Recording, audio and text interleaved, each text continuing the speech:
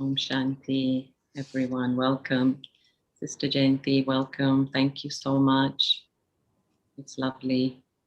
And I think everybody's really missing Madhuban and the Madhuban gathering. And Zoom is our next best friend. And so we're zooming around. And so I will let you start now. And then when you feel that you've shared enough, then we have some questions for you. Thank you. Sure. Om Shanti to everyone, to all my sisters and my brothers. And the song was reminding me very much of a couple of years ago in Madhuban. And this song was being played many, many times during that period in the month of February 2019. And some of you perhaps know what it means, and some of you perhaps don't. but in essence, it's time to go beyond the world of sound and the sweet signal that's coming from Baba and giving us wings with which to fly. It's time to go to that world of silence. So, of course, a lot of detail, but that's a sort of essence of the song.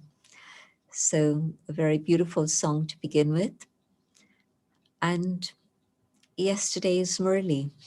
And I know some of you read it on the Friday, but the Sunday of Avyakt Murli really truly is incredibly profound and is a very, very clear mirror for all of us to see ourselves and see how far I've come and what more I need to do. And this particular Murli, it was an amazing balance of the two qualities that Baba described. Bholanath, the innocent Lord, and yet Mahakal, the great death, or the one who brings an end to death, the death of deaths. But in this case, it was Mahakal, the great death. And Baba saying that Baba doesn't show you that form because you would get too scared. You wouldn't be able to stand in front of Baba. And so Baba shows us the merciful form, the form of love, so that then taking help from that form, we're able to become complete and perfect, because that is what Baba's aim is. Baba has come to purify the world, but also there's a very specific relationship he has with the ones who recognize him and the ones who are ready to come to him. And so this Murli was for those very special, lucky ones, all of us. We are all included in that particular category. And every word was significant. And so right from the very beginning, Baba's definition of a yogi soul.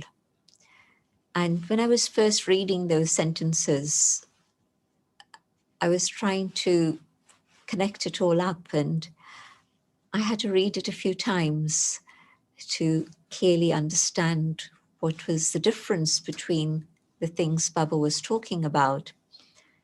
And the first aspect of the yogi soul, the one who constantly stays with the Father.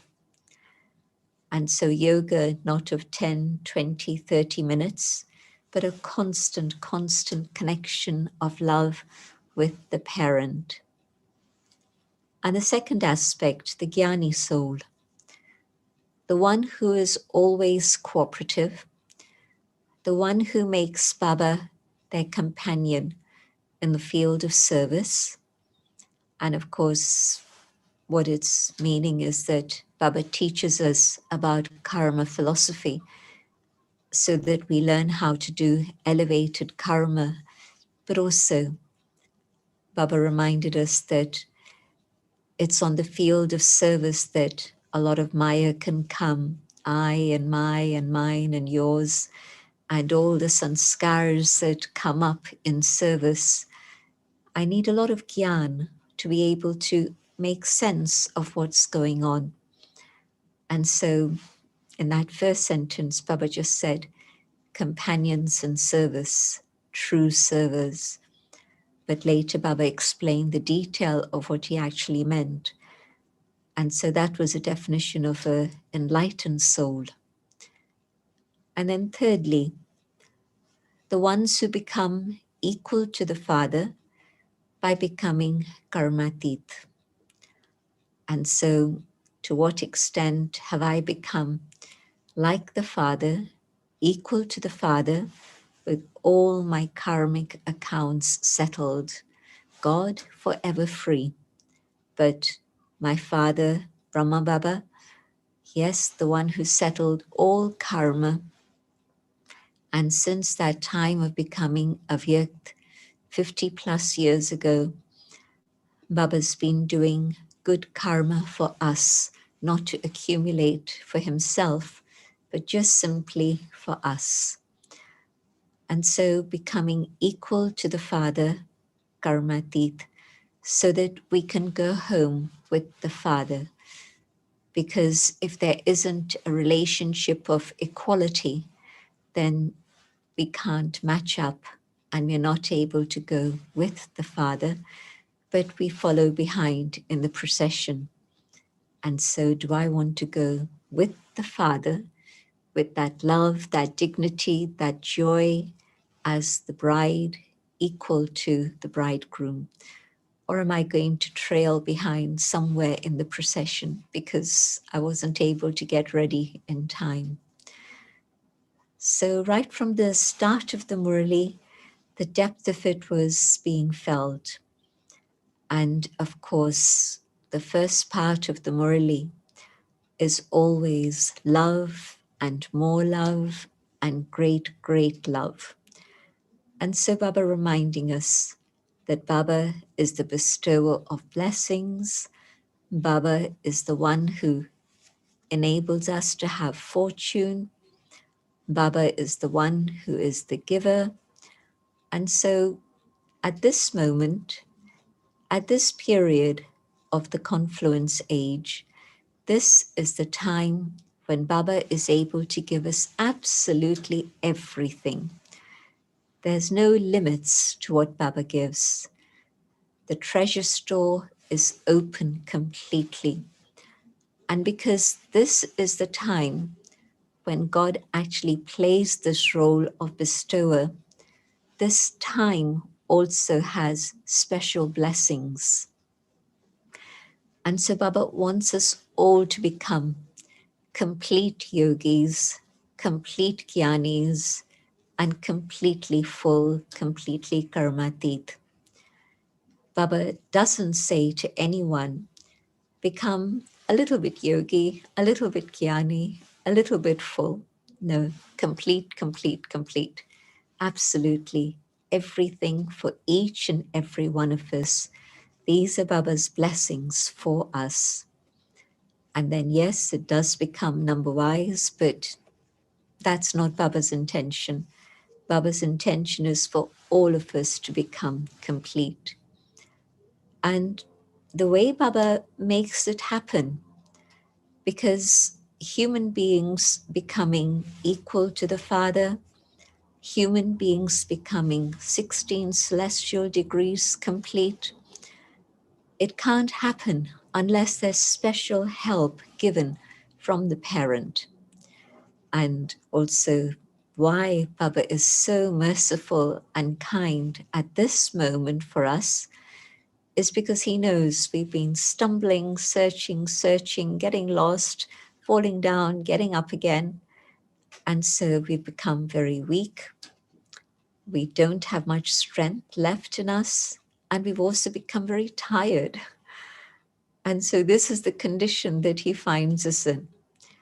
And so Baba's heart is full of compassion.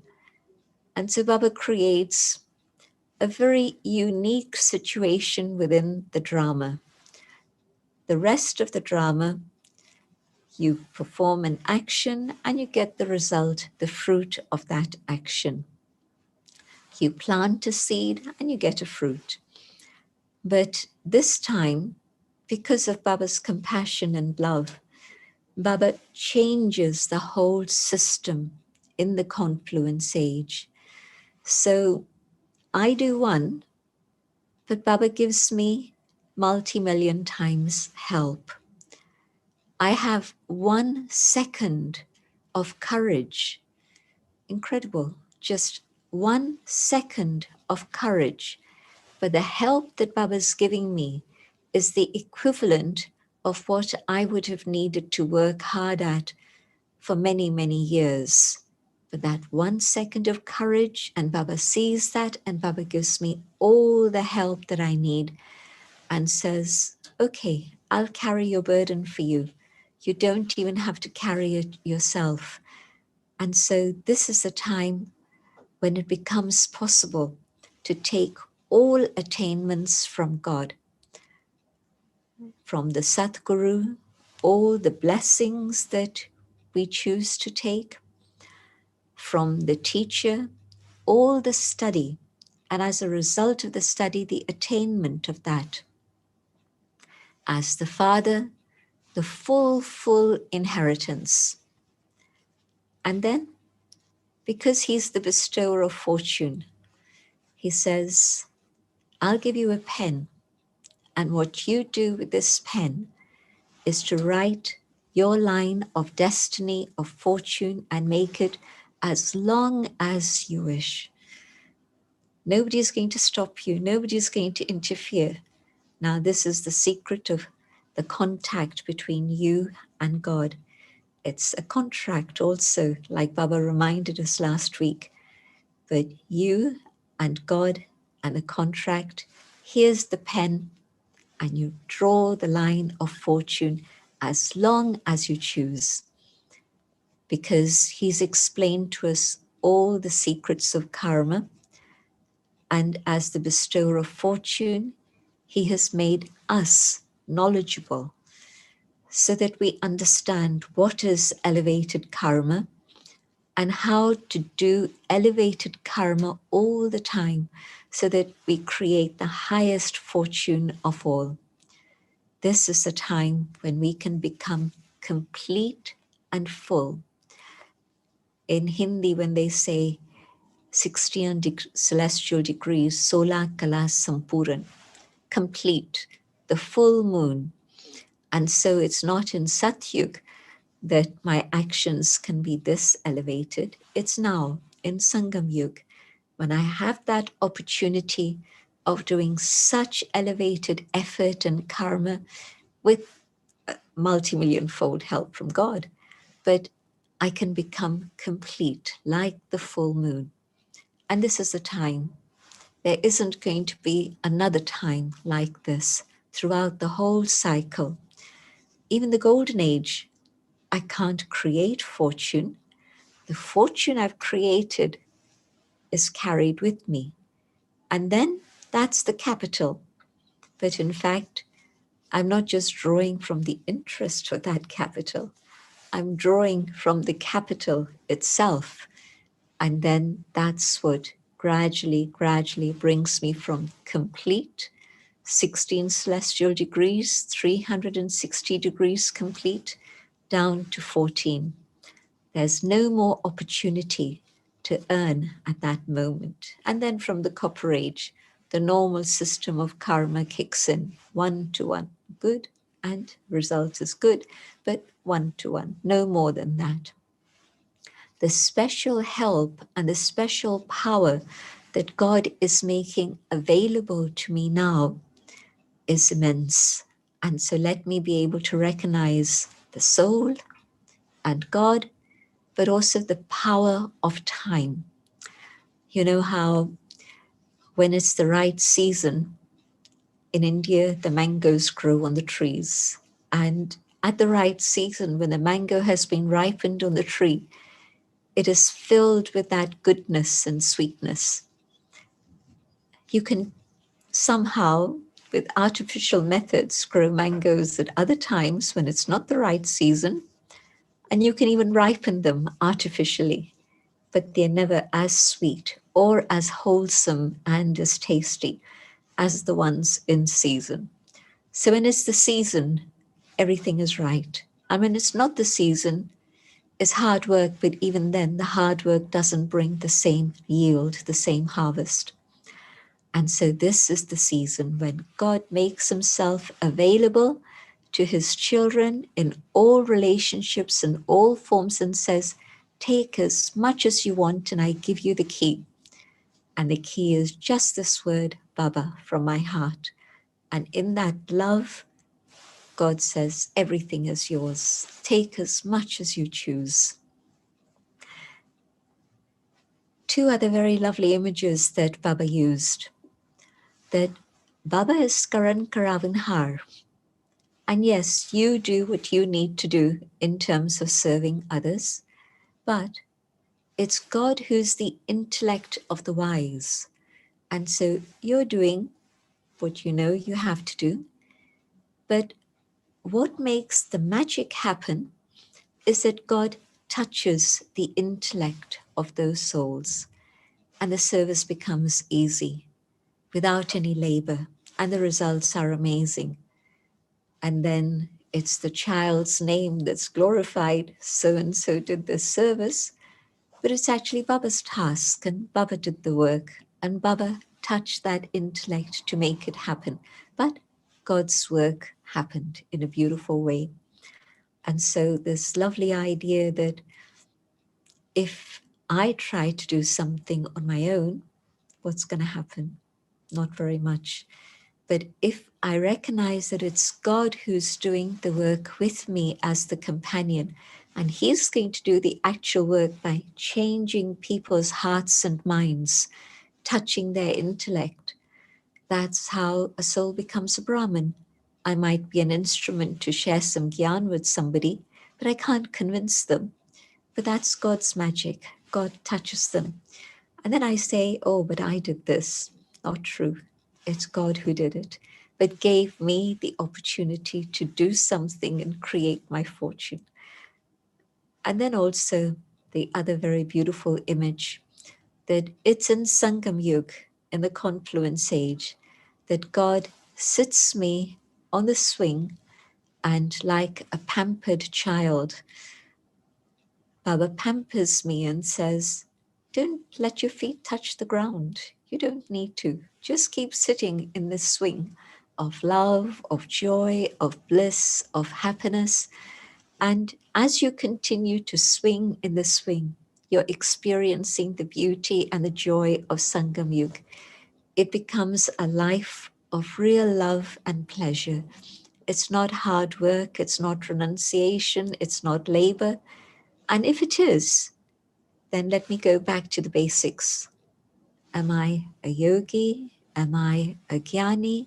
Am I moving to my karmatit stage? And if at any moment of Sangam Yug, life feels to be a bit laborious, those are the three basic things to go back to and sort them out. And yes, keep Baba as my companion, keep Baba as the one with whom I'm understanding how to do good karma. All of these things will happen beautifully and naturally. So Baba, just reminding us what Sangam Yoga is all about. It's not labor. It's a time to experience the highest intoxication, a time to experience the greatest joy. I remember when the team was doing Legacy of Love, at that time, there was always this little extract of moments of joy. And you could see, what did the daddies do? Just laugh and sing and dance. But this is what Baba wants us to do also. This is the state of a yogi in bliss, a jnani enjoying the highest fortune. So having given us a lot of love and inspired us and encouraged us, then of course came the reminder that all of this help is possible, but just keep doing things in the right way. Why?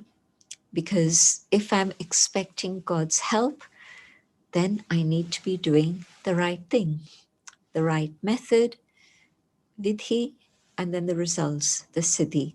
Yes, I'm going to get the results, but I have to make sure that I do things in the right way, in the right consciousness, and in the right spirit. And yet still, Baba's great, great love. Baba again saying that even if you've made a very severe mistake, and I know that all of us make mistakes, and sometimes those mistakes are pretty severe, and souls sometimes feel upset by their own lack of understanding of Gyan at that moment when things could have been different. I made a mistake. But Baba's not talking about guilt. Baba's saying, realize. And with that deep realization of the heart and the transformation that happens through realization, Baba forgives. But if I'm only saying, I'm sorry or forgive me, because of somebody else's pushing, somebody is telling me, you really should seek forgiveness from God. And I say, I suppose so. And I say, Baba, I'm sorry. But Baba's not accepting that because it hasn't come from my heart. And so there can't be forgiveness from God unless I have realization. And then the other, sometimes out of convenience, it's convenient for me to say, look, I'm sorry, but I'm not really sorry. I'll say it only because it's convenient to do so. And then at that time, I'll say, yes, I'll change. But again, it's not a commitment from my heart. Then Baba sees all this. Baba knows what's in my heart. Baba sees my intention. And Baba smiles. Baba becomes the detached observer. But of course, I don't feel the help reaching me because my method hasn't been right. I haven't said, forgive me with my heart. I haven't had that realization that I need to change something within myself. And so things go from bad to worse, of course, then. But that deep realization, and God forgives. But also Baba cautioning us, this is still the time when Baba can forgive. But a moment will come, and I can see the sands of time are running out very fast, the way things are going at the moment. And there'll come a moment when Baba talked about his companion. And Baba's talking about, of course, Dharamraj, the one who's the king of righteousness, the one who's the supreme judge, but also the one who's remembered as the one who keeps the accounts and is at the moment incognito, but at some point the accounts have to be seen and will be revealed. So let me remember that there's still this small window to seek forgiveness and have total realization and transformation. And so very important that I understand that Sangam Yoga is very quickly moving to its conclusion. And so whatever it is I wish to achieve, I don't think that expression over a long period of time applies anymore. I think now it's a short time. But even in this short time, let me take advantage of this window of opportunity to do whatever it is I need to, so that I'm making up lost time and catching up with whatever I need. And then, of course, Baba also describing how this is a time when if I'm with Baba over a period of time, then yes, it's the eternal relationship and the constant yoga.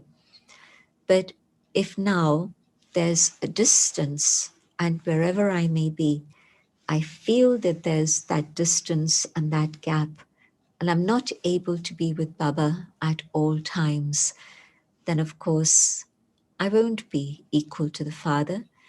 I won't be able to accompany the Father and go home with the Father, but trailing somewhere behind. And so it's not a question of physical nearness or distance. It's a question of the soul being connected with Baba and feeling Baba's presence in my life. And so in that way, yes, now I'm close to Baba, and in the future too, I'll go home with Baba. But also, if I feel close to Baba all the time now through the consciousness of the intellect and the yoga connection with Baba, then it's also going to be closeness to Brahma Baba throughout the cycle. And this is what we saw in the Dadis, that they were constantly with Baba. And of course, then constantly with Baba through the cycle. Baba said that to many of them personally, including Dadi Janki. You will be my companion through birth after birth. And so am I able to claim that blessing from Baba at this moment also? And so time for me to be able to see my results. And Baba talked about how, Baba used to say to us, in 6 months' time, Baba will see the result and tell you. Or Baba would say, I'm giving you a year to practice this, and I'll see the result at the end of the year. And Baba never actually gave us a result in terms of, this is what you are, this is what you are, this is what you are. No, Baba was too merciful for that. Because if Baba were to say that to me, I'd say, well, that's it. What can I do? This is how much I've been able to manage, and I can't manage anymore. But no, Baba says, check this and this and this and see where you're at. And you will know your own results. Baba's not going to announce those results now. Yes, the time will come at the end when the accounts will be very visible. But at this moment, you still have the opportunity to see yourself and to move forward in the way you know what you have to do. And yes, then you'll say that Baba showed me and I understood. I took the signal and I was able to make up whatever it is that was still the missing gap. And so in absolutely every single way, just tenderness and love and compassion so that children can move forward and become complete. But the reminder at the end, the innocent Lord is not so innocent. God does see everyone. God does see everything, especially for those who consider themselves to be his children. The Bhagats fall into a different category. The atheists come into yet another category. But I know I'm a child of God, and those who have this recognition, God sees everything that we do and what it is that's going on. So Baba could give us our picture, each one individually, but Baba's saying, out of compassion, I don't want to do that. I don't want to show you my final form as the great death now. I'm still giving you space and time to make effort. So very interesting. Murli, with this amazing balance of total compassion, but total caution, the warning. Very, very strong warnings in this Murli. And of course, then to the groups, Baba talked about taking all the powers from God. This is the moment, this is the time when you can take everything from the Father and fill yourself with all power, spiritual authority. And then the very lovely passage with Dadi Roma Shanta. At the end, the Dadis would come up together, and this was in Om Shanti Bhavan on the stage, and all the Dadis coming up to meet Baba, and they would all sit around in a semicircle. And of course, Baba wasn't on a high gaddi at that time. Baba was just on the normal gaddi, or just a tiny bit higher. And it used to be very lovely seeing all the Dadis there. And of course, Baba talking about the blessings that Dadi Nirmashanta especially has, all the Dadis to a certain extent, but especially Dadi Nirmashanta. Her eyes, her forehead, her words, everything that she's doing, her presence. And Baba kept saying it applies to all the Maharathis, but especially, of course, to Dadi Nirmashanta. Through her face, she revealed Baba. Through her eyes, we could see Baba. But all the Dadis, and wherever it is the Dadis are, then yes, of course, everybody can feel that canopy of protection like they did with Sakar Baba. And then Baba also talking about the challenges they have with their health. But of course, we also saw how although the challenges came, they were all able to cross those challenges with Baba's blessings and the blessings from the hearts of those whom they had served. And so medicine, the love acted as medicine. And yes, they had a little bit of medicine to take too. But the illnesses never changed the quality of their smile, never changed the power of their drishti. And so Baba explaining, yes, these things are going to come and you're going to come till the end. Otherwise, you'd become totally free and fly to the subtle region. But Baba wants you here to give inspiration and to be an example for all. And so I'm just thinking that out of 350 dadis, just 2 remain. And so they are the sample, the example. And so what is that telling me about time? It's telling me that time is running out. Ishu Dadi, now in hospital and in the ICU. Until 2 days ago, she was still in her room, but the oxygen saturation has been difficult, and so now she's in ICU. And so I know that our love and good wishes are of remembering her with Baba are also reaching her and helping her, I'm sure. And for those who don't know very much about Ishudadi, because she didn't really interact with so many of us, but her story is that she was Baba's confidential treasurer and secretary. And so she would read all the posts, give Baba the essence. Sometimes Baba would say, I'll read it myself. And she would then take dictation from Baba and reply. Some letters Baba would write himself, some were dictated, but even the ones he wrote himself were with the big, thick red Stettler pencil actually. And so it was difficult to read Baba's writing.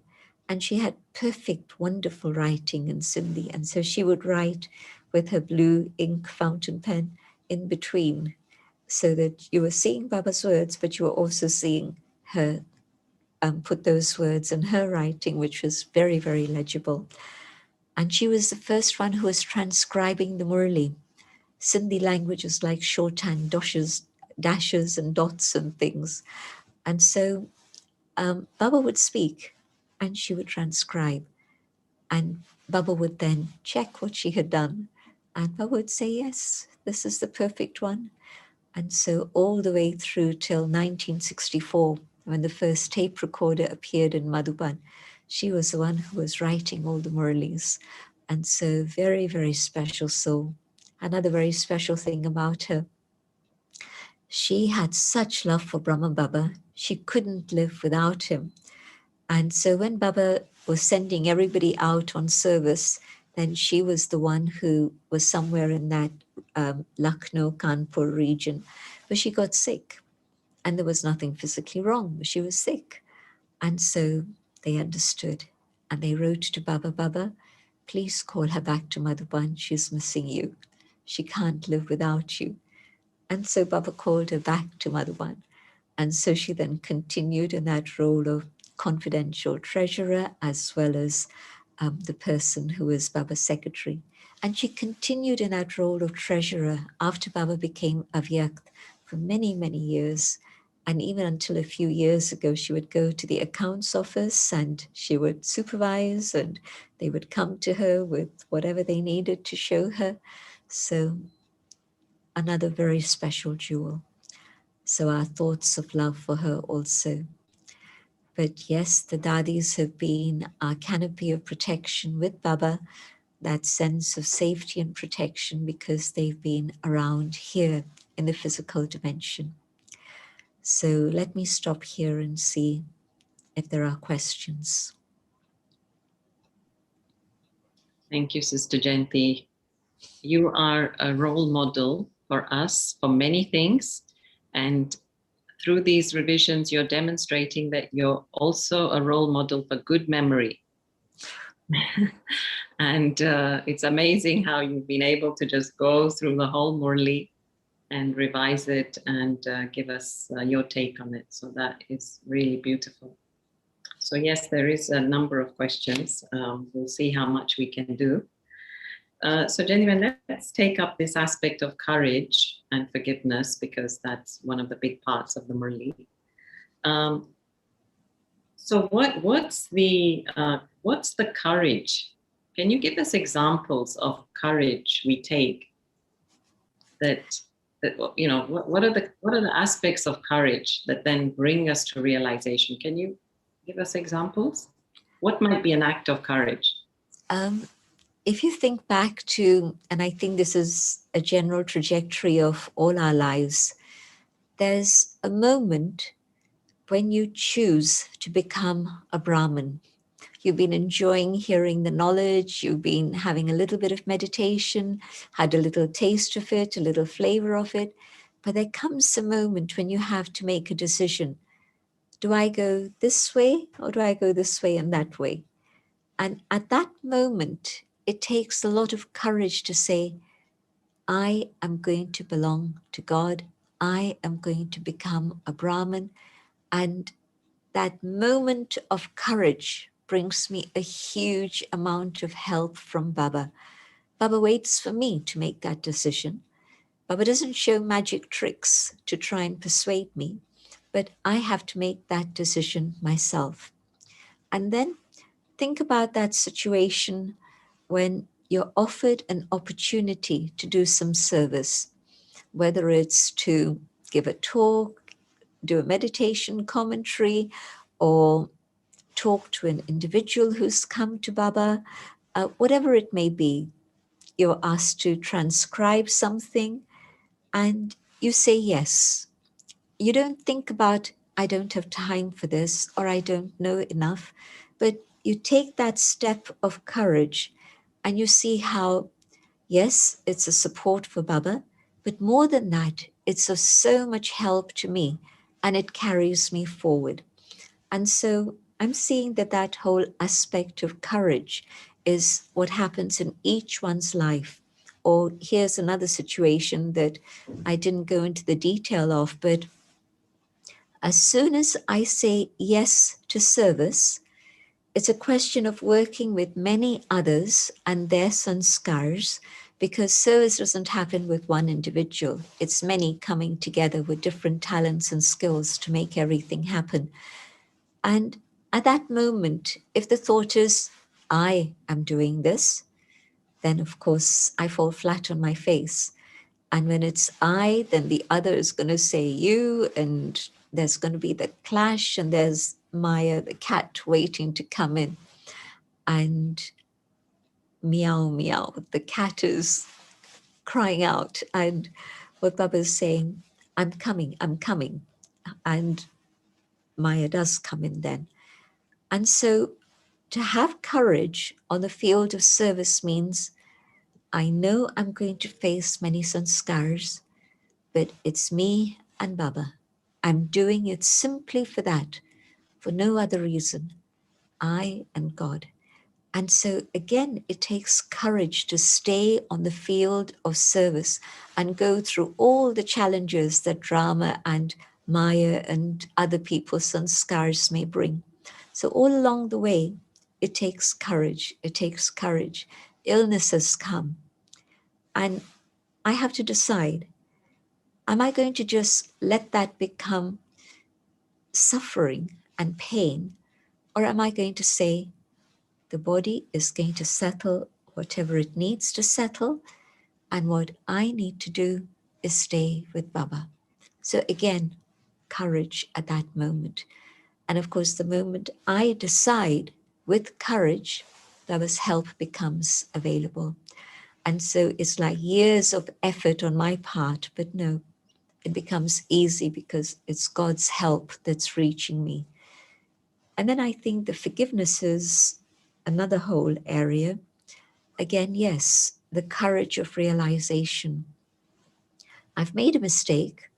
So rather than try and justify it, I did it because of this, because of that, because of the other, or I did it because I was pushed into doing it, or because they did something, I did this in return. None of that, which are all excuses, but a deep realization through courage of what was my sanskar that led me into that mistake.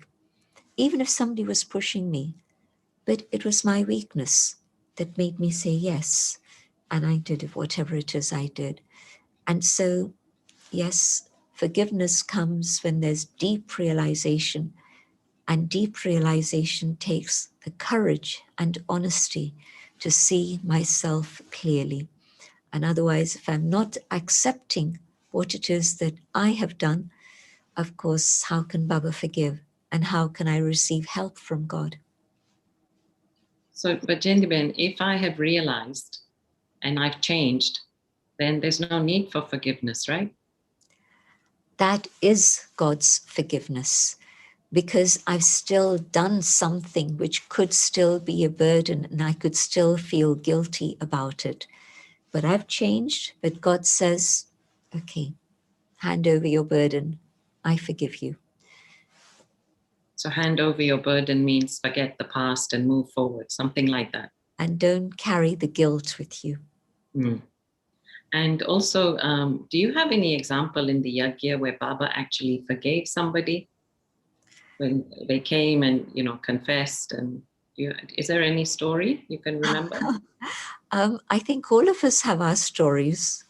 But if you're talking about Sakar Baba, yes, there was one particular individual who had made a very serious mistake, and he thought, well, how can I now move forward?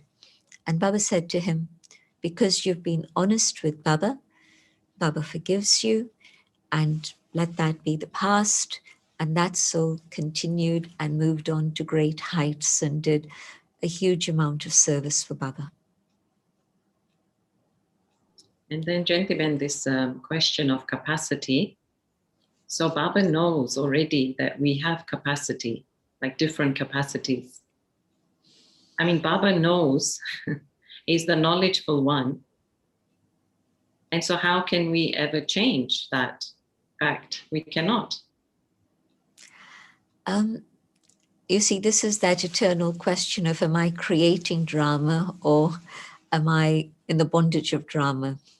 And Baba's reply in this case also is, Baba is offering you full opportunity. What is it in me that's not taking that full opportunity? So Baba's offering it, and then it's up to me to take as much as I choose. If I choose to limit myself by saying, oh, well, I don't know what happened last Kalpa, maybe I wasn't capable enough, it's my own thoughts that are restricting me. It's not Baba who's decided to restrict me. That's the point. And if today I say, Baba's offering me the highest, can I take everything that Baba's offering me and move forward? And I will move forward. I'll give you Dadi Janki's example. She came 18 months late than all the other daddies. And we've come 70 years late, 80 years late, but whatever. At that time, she thought that was 18 months is a long time to catch up. And so she went to Baba. Baba said, okay, read all the Murlis 6 times. And instead of just 6 times, she decided to read all the Murlis 20 times, which she did. She wouldn't sleep at night, just put her head down on her arms for 20 minutes when she felt dozy. But the rest of the time, she studied and studied and studied. And that made her who she is. And so she did not allow anything to stop her. Her physical health was so poorly.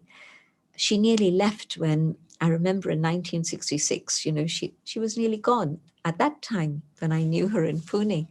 And yet she carried on. She is ill, and yet she's getting her passport made. This is after Baba became Avyakt. And I'm there with her in Ahmedabad, and she's got, double pneumonia, and she's getting her passport made. So her courage and Baba's help in return for that, she really did not allow anything to stop her from making effort to the highest of her ability. So if you want to see a self-made person, see Daddy. You know? Yes, true, gentlemen. Very true. Okay, from the chat box, can you give us a little more information about the 16 celestial degrees? Now, I know you can't go through them, the 16 arts, but give us some taste of that. There's always this debate. Is it that there are 16 specific arts in that sense? And I know that Jagdish Pai did write an article about 16 celestial virtues and 16 celestial arts. But if you translate 16 celestial degrees as 360, which is what it means, the full moon. So celestial, the moon. And so degrees, so 360 degrees. So I think more it means the complete state, the perfect state, rather than trying to dissect it into 16 different categories. And so, you know how sometimes you experience a little bit of love. Sometimes your heart is full and you experience love for everyone, and your heart is opened up and it's big. And so that state of love or purity, where Baba's talking about a completely clean heart, a heart that's absolutely nothing, no stain left on it. Everything else has been removed and nothing but good wishes. And actually, that reminds me that the couple of sentences that Baba's spoken to double foreigners is very interesting. Just have nothing but good wishes for each and everyone, and that is giving thanks to Baba. This is what Baba would like to see. And every day of Sangam Yug is a day to have gratitude, is a day of thanksgiving. And so, very beautiful comment that Baba's made to the double foreigners. And so, I think that's what it is: total purity, a heart that's clean, a mind that's filled with good wishes for all, nothing else. So, think about all the qualities of the soul, but bringing them to a complete state, that state in which Baba's the ocean, but we're the rivers, but definitely the river that's flowing full. Right. Thank you, gentlemen. And someone had asked if you could explain the blessing a bit more. May you triumph over obstacles and overcome them by imbibing happiness and power. Do you remember the blessing? Yes, I do. Sometimes we think that it's just love and joy that's going to help us go through obstacles. And in fact, yesterday's blessing and again today's blessing was also about power. And so it's not always that innocence and purity and love and joy are going to help me get through things. I need a lot of power. And so let me be able to take God's spiritual power within myself. And that power can manifest in different ways. And today, Baba was talking about having the power to face, but also having the power to tolerate. But also, then, of course, when do I face and when do I tolerate? I need the power to discern. And so, Baba didn't break it down yesterday. But if I'm to deal with obstacles, I also need to have that capacity in which I have strength, I have power to be able to go beyond those obstacles that are definitely going to come, that are part of the whole story of Sangam Yug. Okay, another question from chat is, can you explain a bit more about canopy of protection in relation to COVID?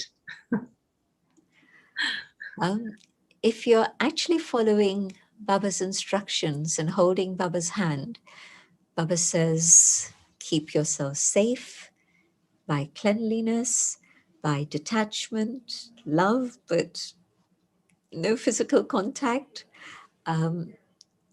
Eat the right foods, make sure that your immunity is strong, keep yourself very safe. Baba's Srimad is actually keeping us very, very safe. And so just follow the guidelines of Srimad, and they're not just for spiritual protection, but they're actually also for physical protection from all the things that are going on around us in the world. And so if other people have been feeling isolated and unhappy because of being locked in, well, Brahmins, I don't think have felt that. There's been so much that's been made available in terms of entertainment and spiritual study and spiritual entertainment that I think we actually haven't had time to listen to all the talks and things that are coming our way. And so isolation is no big deal, no problem. And we never feel lonely because we have Baba's company with us. And so the soul always filled with that power, that protection, that courage, that strength, that hope. Hope is a part of immunity. When a person loses hope, that's when their immunity goes down. So a jnani life, a yogi life is absolutely the perfect situation to keep yourself safe. And I think also, Jayanti, if one does get COVID, then again, there is protection in that. It's not that, right? I mean, how we deal with it, or we come out of it light, we don't think about it much. It's not that we won't get COVID, right? I think this is what's important. It's not canopy protection, doesn't mean we won't get it, but even if we get it, we are being, in a way, cradled through it. In fact, on December the 6th or 7th, something like that, I was tested positive for COVID, but it came and it went relatively easily.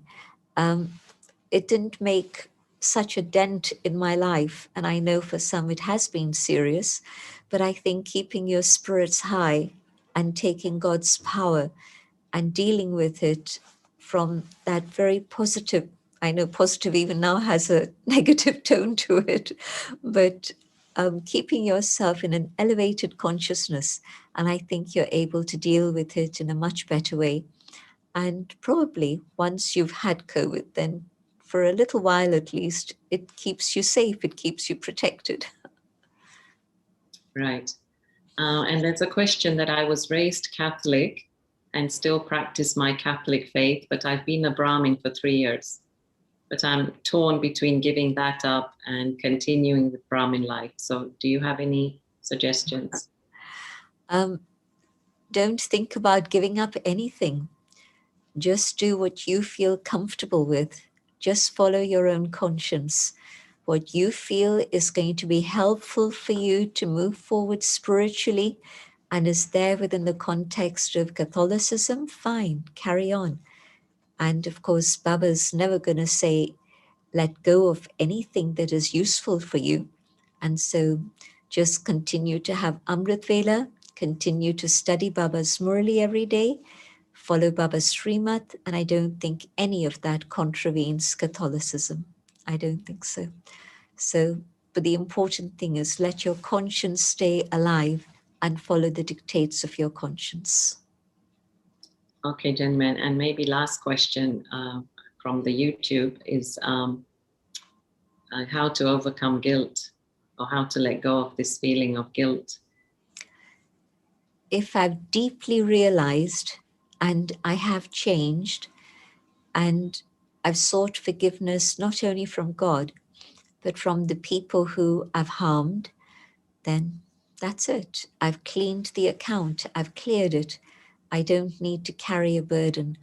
And if I'm not able to reach those people, then I just have to trust that my good wishes are reaching them and I've been honest with God, and so I can move forward.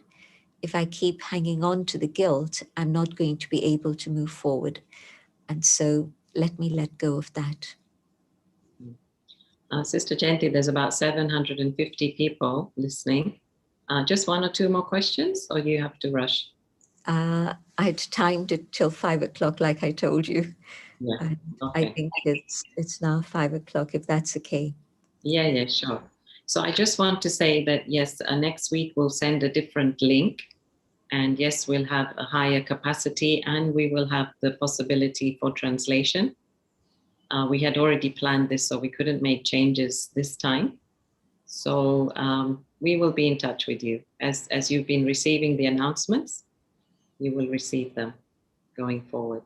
So thank you everyone for taking part. Thank you, Sister Jayanti, again. Lovely to be with you and hear your words of wisdom. And we feel like we're sitting in Madhuban, in Om Shanti Baba, and listening to Baba's versions. So we'll just end with a minute of meditation. Thank you, everyone. Om Shanti. And thank you, Charunaben, for organizing this.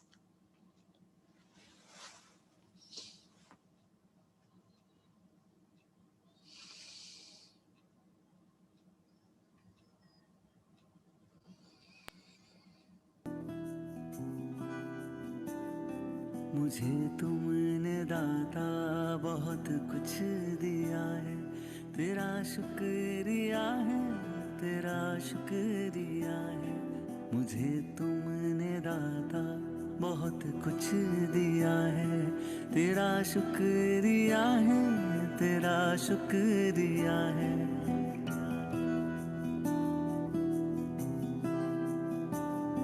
ना मिलती अगर दी हुई दात तेरी, तो क्या थी जमाने में औकात मेरी। तुम्ही ने तो जीने के काबिल किया है, तेरा शुक्रिया है, तेरा शुक्रिया है। मुझे तुमने दाता बहुत कुछ दिया है। मुझे है सहारा तेरी बंदगी का, है जिस पर गुजारा मेरी जिंदगी का। मिला मुझको जो कुछ तुम्ही से मिला है, तेरा शुक्रिया है, तेरा शुक्रिया है। मुझे तुमने दाता बहुत कुछ दिया है।